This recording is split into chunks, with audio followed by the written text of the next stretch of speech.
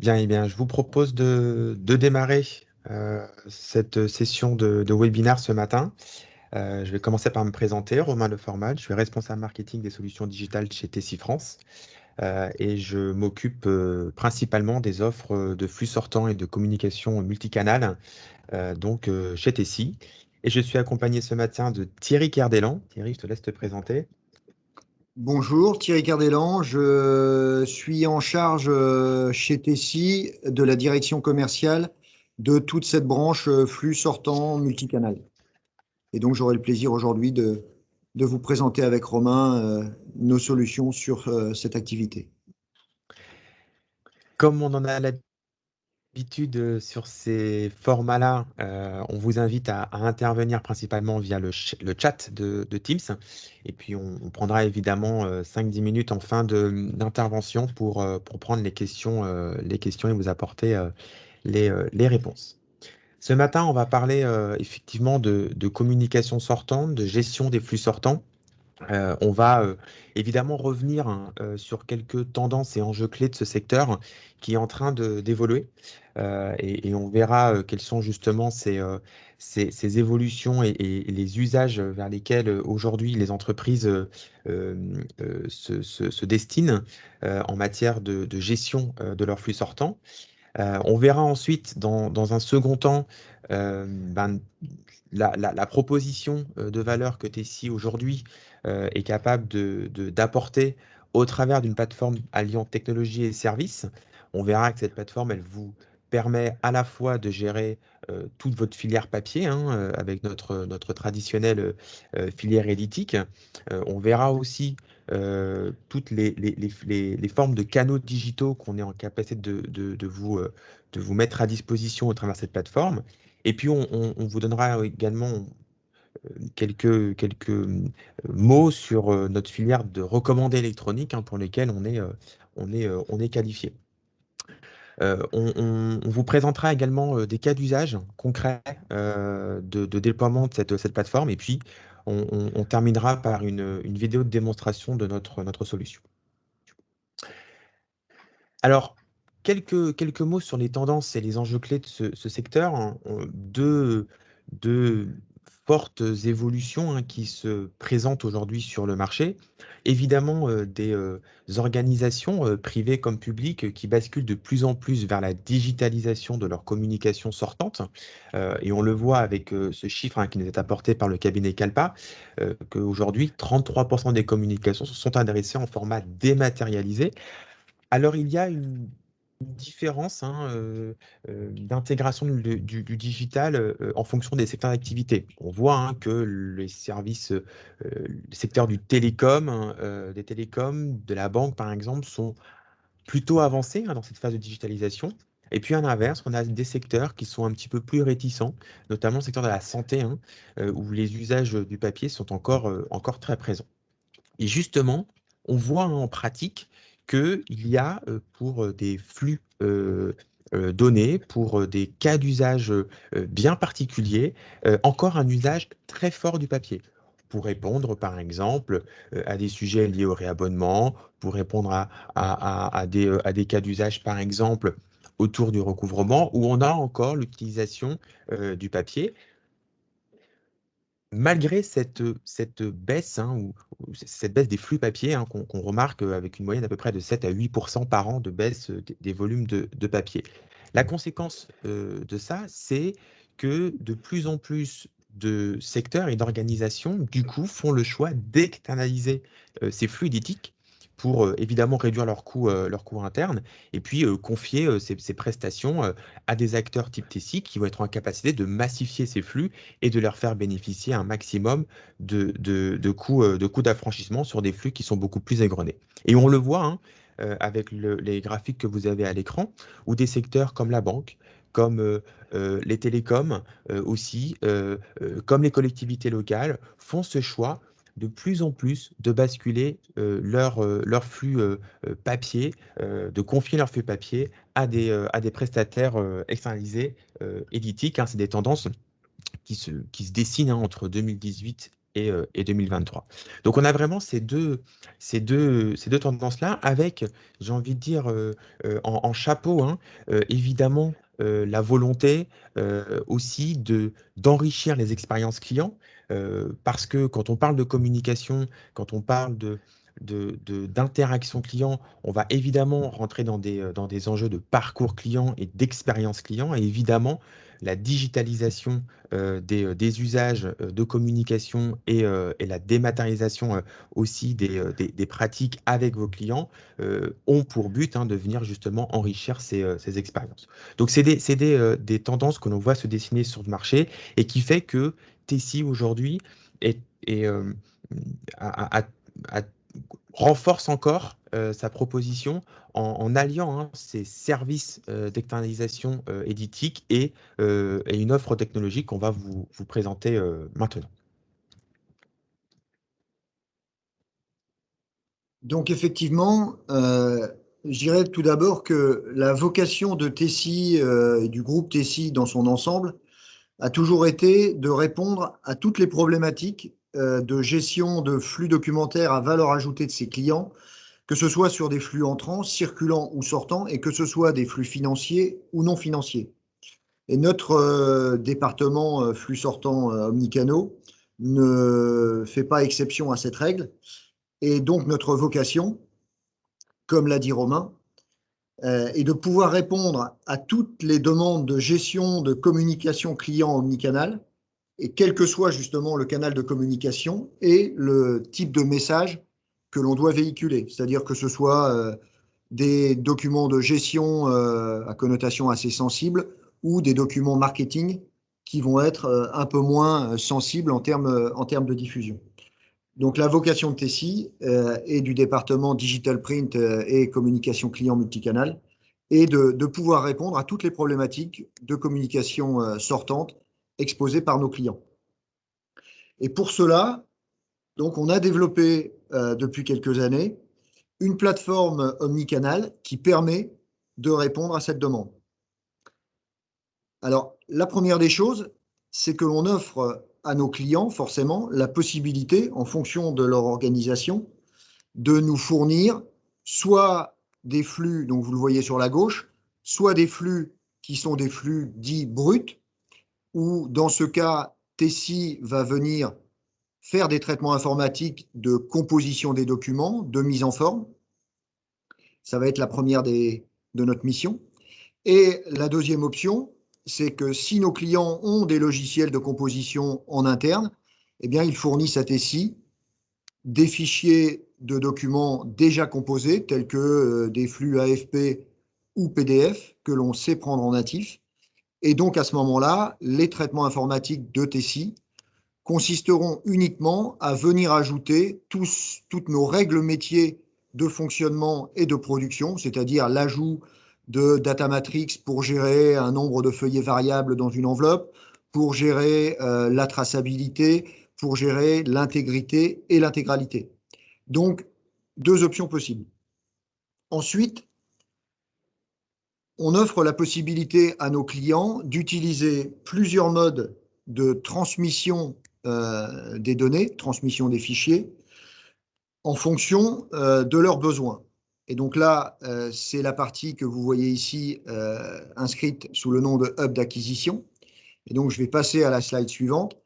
En fait, on propose à nos clients, au travers de ce portail, trois modes de capture différents en fonction de leurs besoins et de leur organisation. Le premier mode de transmission, je vois qu'il y a des personnes qui vont nous rejoindre.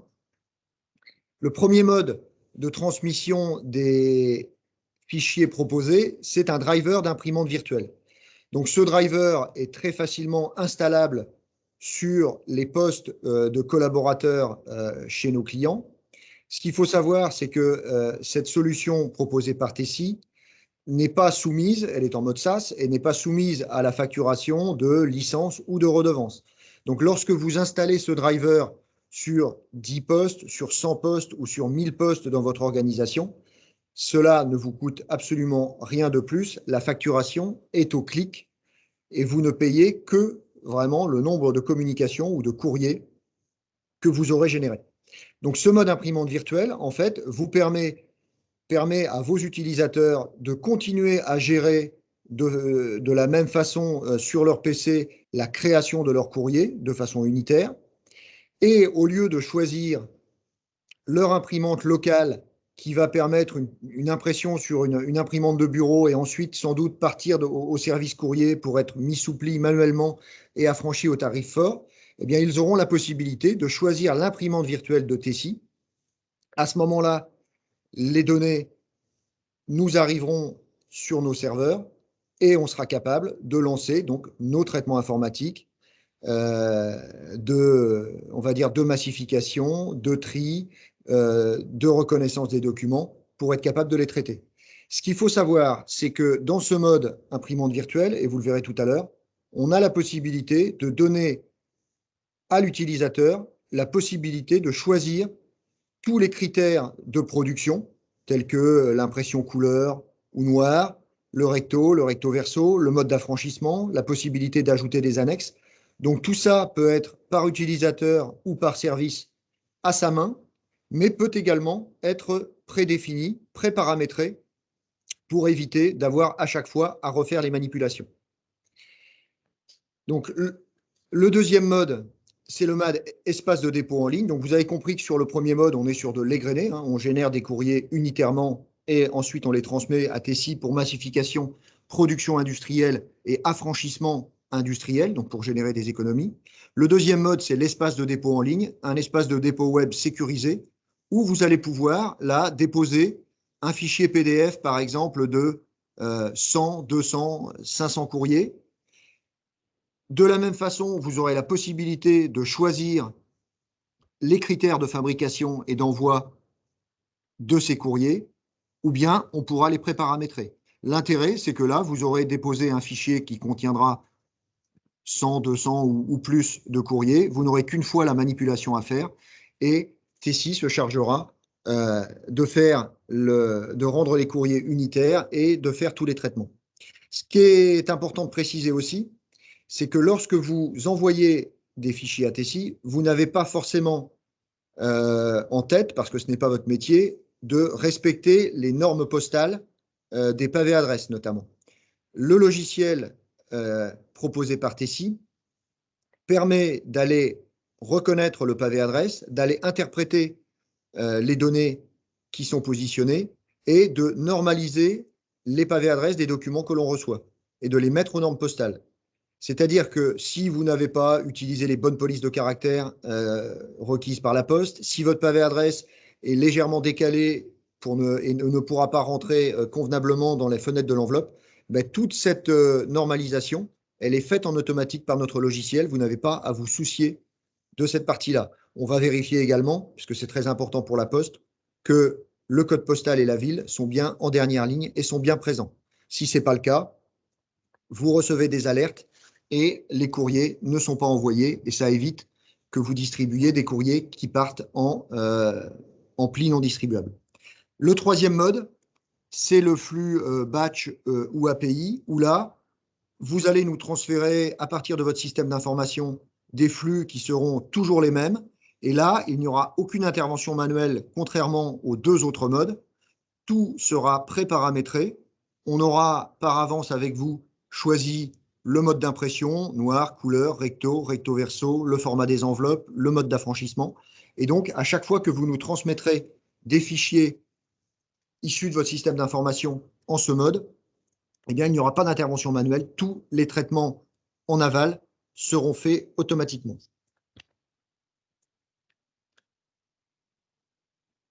Ce qui est important de voir, c'est qu'une fois que vous aurez généré ces courriers, et quel que soit le mode que vous aurez utilisé, l'un des trois modes que je viens de présenter, cette plateforme est également pour vous un espace de pilotage de l'activité et de suivi. Donc, il y a, comme je vous le disais, une traçabilité unitaire, quel que soit le type de flux que vous envoyez. On va envoyer en mode intégrité, hein, pour vérifier que tout ce que vous envoyez aura bien été produit, quel que soit le mode de production.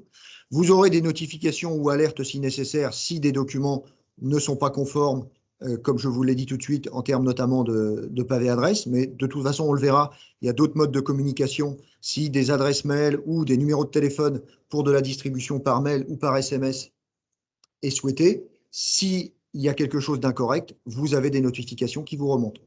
Vous pouvez aussi, puisque la plateforme, on le verra ensuite, permet de gérer des courriers simples et des courriers recommandés, la possibilité de consulter toutes les preuves.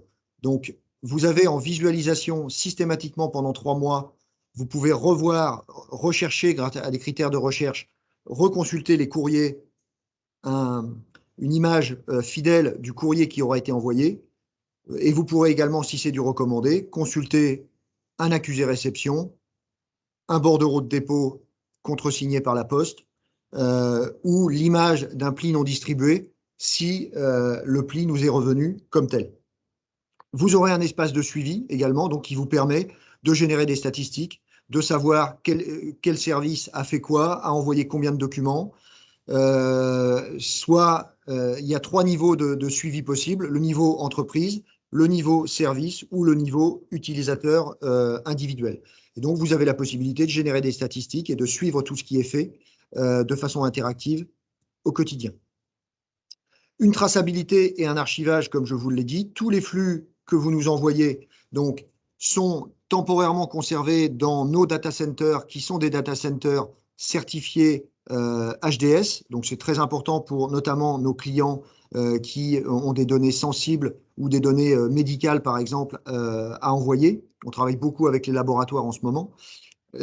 Tous les flux passent et sont conservés temporairement dans des data centers HDS qui répondent donc à toutes les normes en termes de RGPD, de sécurité, de traçabilité. On est très souvent prestataire de services essentiels externalisés pour nos clients, et donc à ce titre, on respecte pour vous toutes les normes qui sont demandées dans le cadre de la transmission de flux sortants multicanaux, quel que soit, encore une fois, le canal qui va être choisi. Donc pendant 3 mois en standard, on garde pour vous les images et toute la traçabilité des flux que vous nous avez confiés. Au bout des 3 mois, vous avez la possibilité de choisir un archivage, notamment pour des documents sensibles ou recommandés, de choisir un archivage sur une durée plus longue, 1 an, 3 ans, 5 ans, 10 ans. À ce moment-là, on vous met les documents donc dans un système d'archivage électronique à valeur probatoire. Et dans le cas où vous ne conservez pas, vous ne souhaitez pas conserver l'image des documents qui nous auront été transmis, on garde néanmoins pendant toute la durée du contrat toutes les preuves et tous les statuts des documents qui ont été traités. Donc le moment où vous les aurez déposés, leurs références, le moment où ils ont été remis en poste et distribués. Toutes ces informations sont consultables a posteriori, même si l'image a été supprimée. Et pour finir, donc, on a parlé effectivement dans un premier temps de flux papier, mais vous avez la possibilité de choisir le canal de distribution. Donc, on a la première filière, la première filière qui est la filière postale, hein, donc avec matérialisation d'un courrier papier, mise sous enveloppe, affranchissement industriel et envoi. Mais vous pouvez très bien donc composer vos messages et choisir de distribuer par une filière électronique, donc de l'email, du SMS ou même du fax que certains de nos clients utilisent encore, notamment dans le domaine de la santé. Ce qu'il faut savoir, c'est qu'on a également la possibilité dans ce portail de vous proposer des solutions sur des documents de gestion pour faire, par exemple, du bulletin de paye électronique. On est capable de prendre en compte des problématiques RH, de traiter de la facturation électronique, hein, dématérialisation fiscale de factures. Alors, bien évidemment, là, on parle de dématérialisation fiscale de factures clients, factures sortantes, mais la plateforme permet aussi de gérer des factures fournisseurs, de la contractualisation en ligne avec de la signature électronique, dont on parlera après, et la possibilité, j'ai parlé d'envoi de courrier recommandé papier. On oriente de plus en plus nos clients vers l'envoi de courriers sécurisés électroniques ou de lettres recommandées électroniques, et je le détaillerai un petit peu plus loin.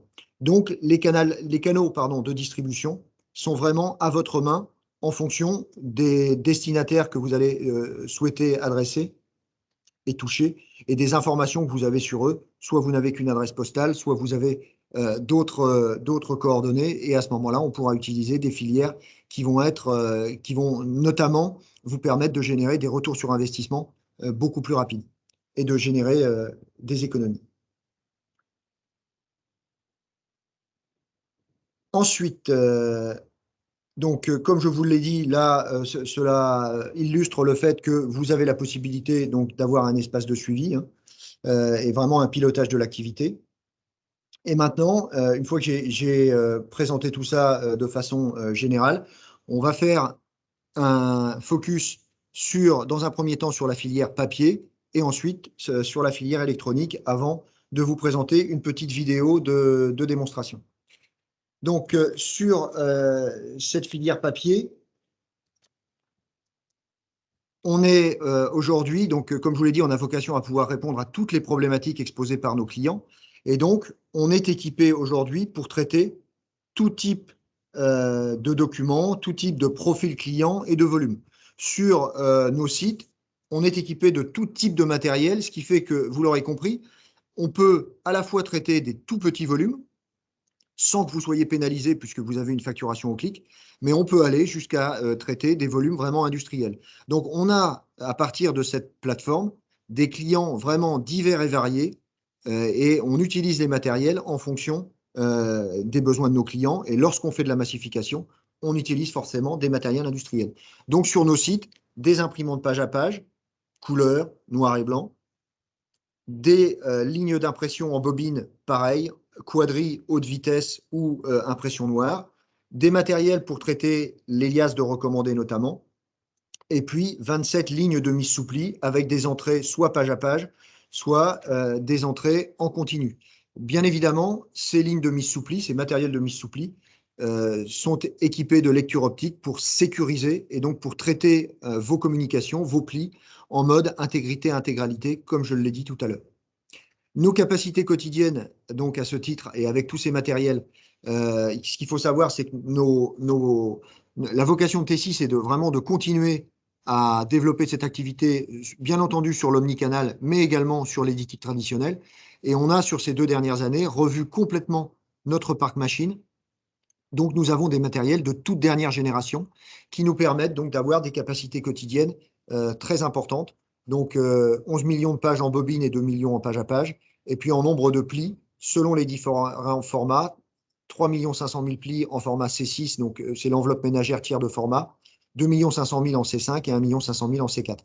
Ce qui est très important de préciser aussi, c'est que sur la partie impression, on a la possibilité, donc on part de papier blanc la plupart du temps et d'enveloppe blanche pour faire de la massification.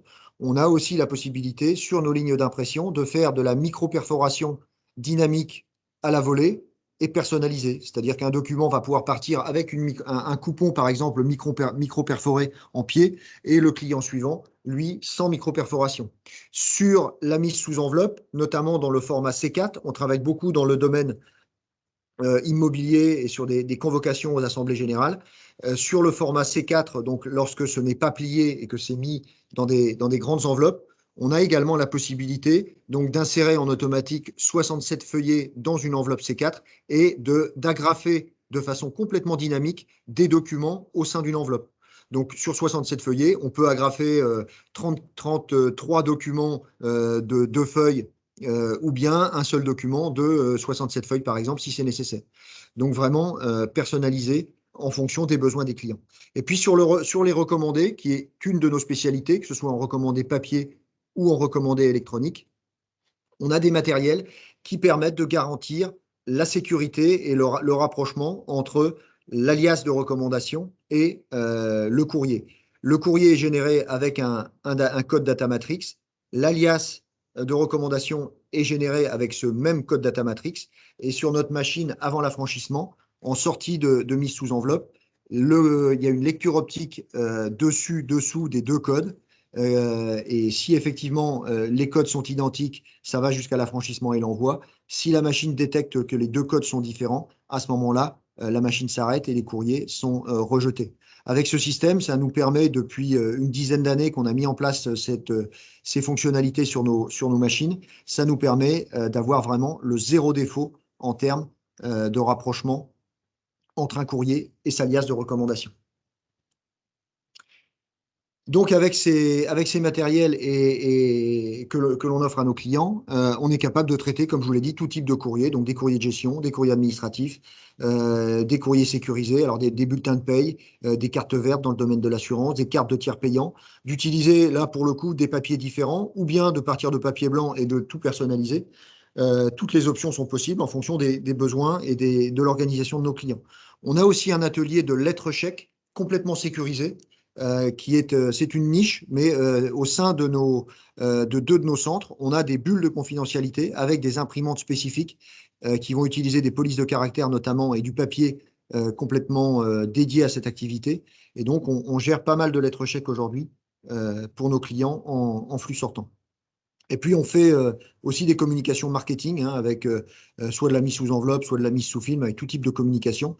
Notre site principal de Longjumeau, sur les 6 sites que vous voyez à droite, est à 80% flux de gestion et 20% marketing.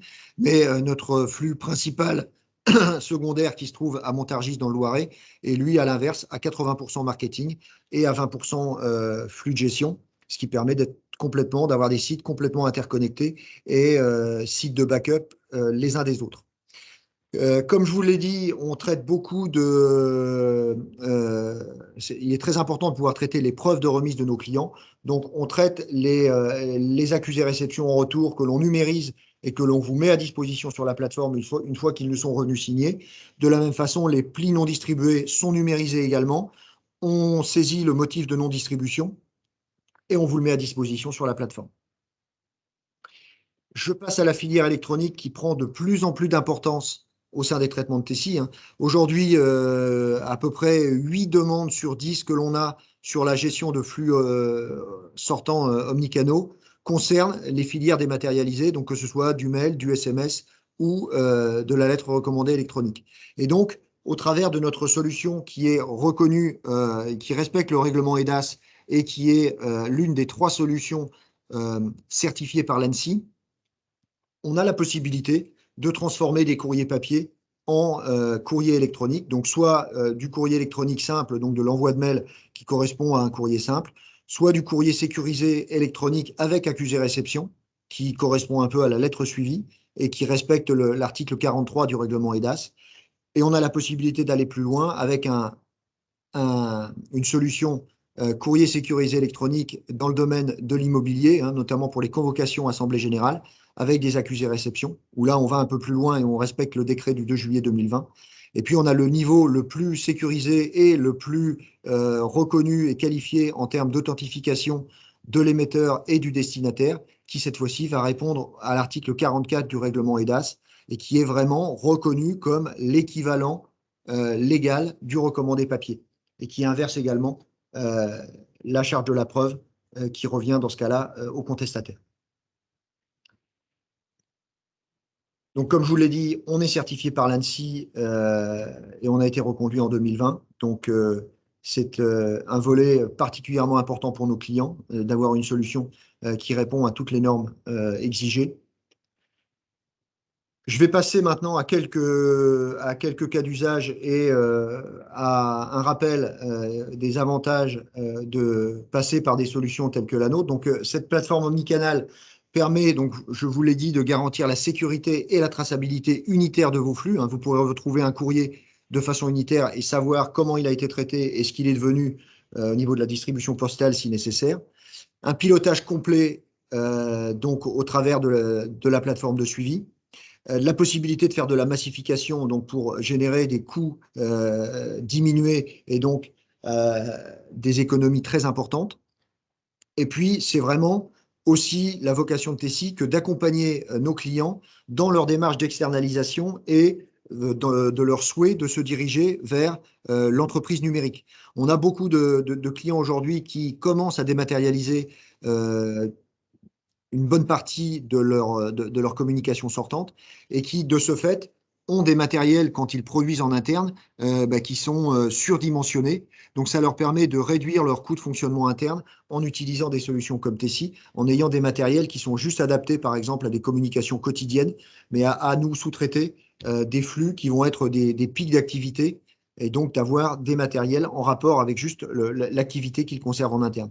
D'autres clients font le choix de tout sous-traiter à Tessie, l'avantage étant que Tessie peut vous proposer de vous accompagner dans la conduite du changement et dans l'utilisation des différents canaux d'affranchissement, de communication pour aller le plus possible vers de la communication digitale.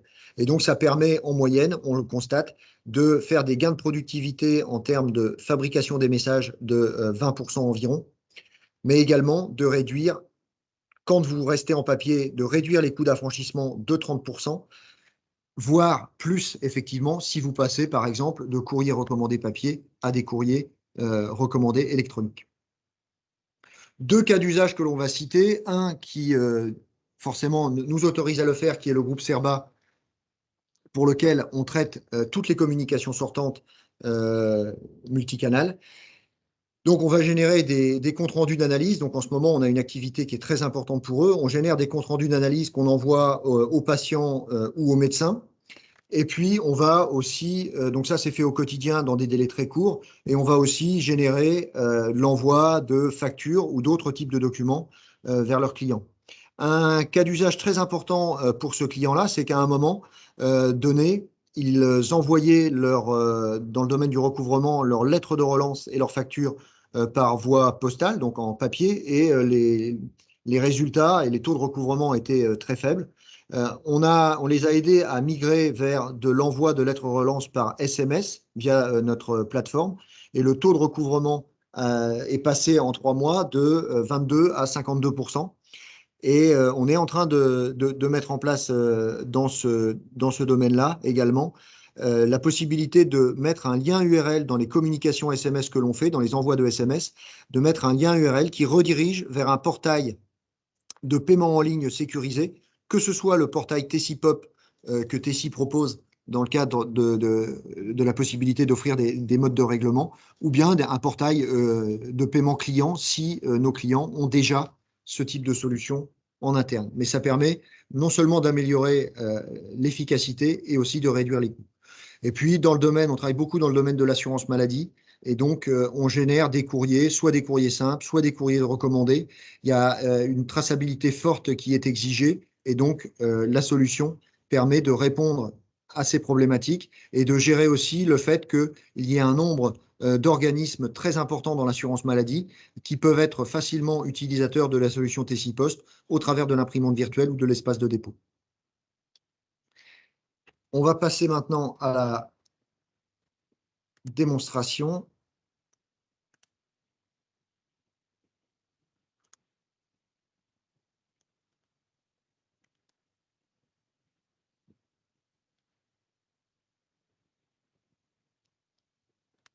Je lance le petit film qui va vous résumer un peu tout ce que je vous ai présenté. Tessipost est une solution permettant de piloter la diffusion multicanale de tout type de communication d'entreprise. Cette vidéo présente les différentes fonctionnalités de la solution Tessipost, depuis la capture des documents jusqu'au suivi en ligne et à l'archivage. Cette première partie illustre les différents modes de capture des documents. Pour envoyer vos courriers, vous pouvez utiliser l'imprimante virtuelle Tessipost. Une fois votre courrier réalisé avec votre applicatif de traitement de texte ou votre logiciel métier, utilisez la fonction Imprimer et choisissez l'imprimante Tessipost. Saisissez vos identifiants de connexion. L'imprimante Tessipost apparaît. Vous pouvez effectuer un contrôle de la capture du pavé d'adresse de votre document, puis sélectionner la filière d'envoi de votre document. Il s'agit d'un envoi postal? Définissez l'affranchissement souhaité, lettres, écopli ou courrier recommandé. Des options de personnalisation sont également disponibles. Vous pouvez ainsi sélectionner un ou plusieurs fonds de page, ajouter des pièces jointes ou des signatures. D'autres options sont disponibles. Page porte-adresse, archivage, impression recto ou verso, versement en GED du document ou noir et blanc, choix du format de l'enveloppe. Une fois vos options définies, cliquez sur Envoyer. Vous visualisez alors votre document redressé par Tessipost afin d'assurer un envoi optimal en fonction des critères choisis.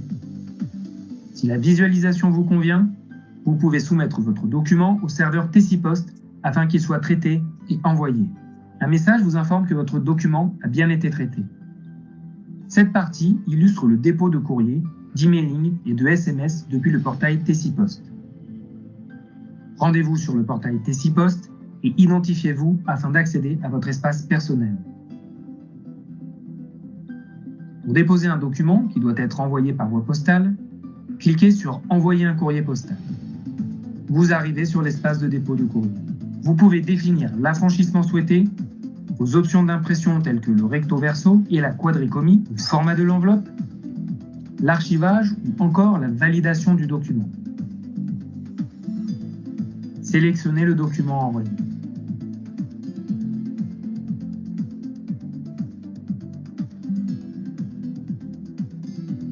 Attention, sur le portail Tessipost, vos documents doivent obligatoirement être au format PDF. Vous avez également la possibilité d'ajouter des pièces jointes ou des fonds de page toujours au format PDF. Cliquez sur « Soumettre » pour valider votre dépôt.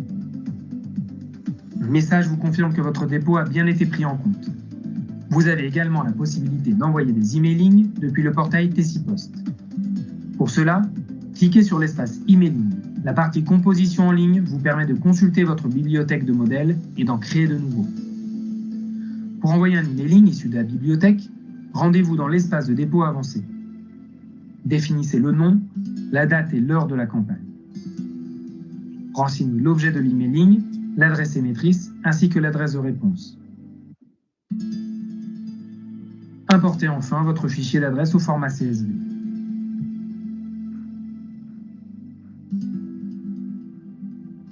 Les deux étapes suivantes vous permettent de constater que l'analyse de votre fichier s'est bien déroulée et vous signale la présence d'adresses email invalides le cas échéant.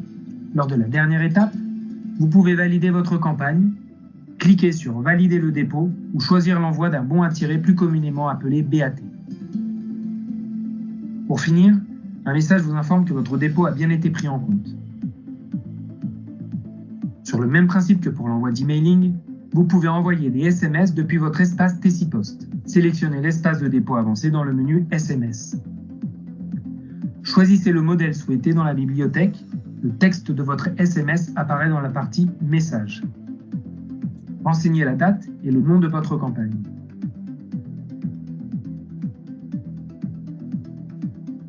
Saisissez les numéros de téléphone de vos destinataires manuellement ou déposez un fichier CSV. Les deux étapes suivantes vous permettent de constater que l'analyse de votre fichier s'est bien déroulée et qu'aucun numéro de mobile n'est rejeté. Validez ensuite votre envoi. Un message vous informe que votre dépôt a bien été pris en compte. Cette dernière partie illustre les fonctionnalités de suivi et d'archivage de documents, ainsi que les modules de statistiques et de rapports de campagne. Pour suivre vos documents sur le portail Tessipost, sélectionnez « Suivre mes envois » dans le menu « Mes documents ». Différents critères vous permettent d'affiner votre recherche par service, utilisateur, nom ou référence de fichier, ou tout simplement par date. Cliquez ensuite sur « Rechercher ». Vous accédez ainsi à l'ensemble des documents correspondant à votre recherche. Pour chaque document, vous visualisez la date de dépôt, la filière d'envoi, la référence de document, l'archivage et son statut de production. Un cadenas vous indique que votre document a été archivé. Cliquez sur le cadenas pour accéder au document archivé, ainsi que les preuves de dépôt et d'envoi. En cliquant sur l'onglet « Statistiques », vous accédez au module vous permettant d'établir les statistiques de vos envois. Renseignez vos critères de recherche et cliquez sur « Générer » pour accéder aux données demandées. Ces dernières se présentent sous forme de graphique. Vous avez la possibilité d'importer les données d'un graphique sous forme de fichier CSV. Le menu « Rapport » vous permet de générer les rapports de campagne que vous avez envoyés. Renseignez les critères de recherche comme la filière d'envoi, puis cliquez sur « Générer ». Le rapport demandé apparaît en haut de la liste. Cliquez sur la ligne concernée pour télécharger le rapport. Celui-là s'affiche sous forme de tableau au format CSV.